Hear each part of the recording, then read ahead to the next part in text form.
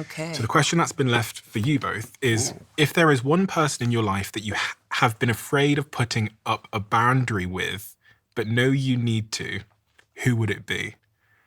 Now, you don't have to name them, but I guess this question is just about boundaries.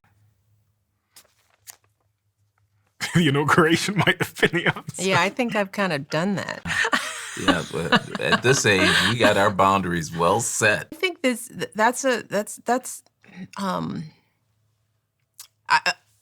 because we're not naming a who, I think it's the act of practicing setting boundaries, period.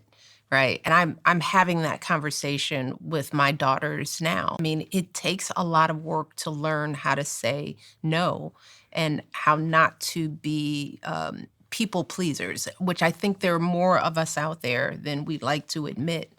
It takes practice, and it takes decades of practice. And I am constantly giving my girls tips on how to do it, how to politely do it, how to, how to not jam yourself up, how to not say yes right away, how to take a moment and say, let me think about that. Some of a boundary is just saying, wait, I don't have to give you an answer right now. Let me go back and sit in it, in the request, and figure out whether it works for me. And so many of us as pleasers, we're trying to give people an answer right away. It's hard to look someone in the face and say no. So I think it takes practice, even practice in the wording of it. Yeah. And then the older you get, the easier it gets, because guess what you realize? Your no doesn't usually change anyone else's life. They might be disappointed, but guess what?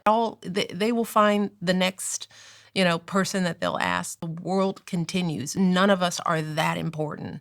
And people can deal with a little disappointment every now and then.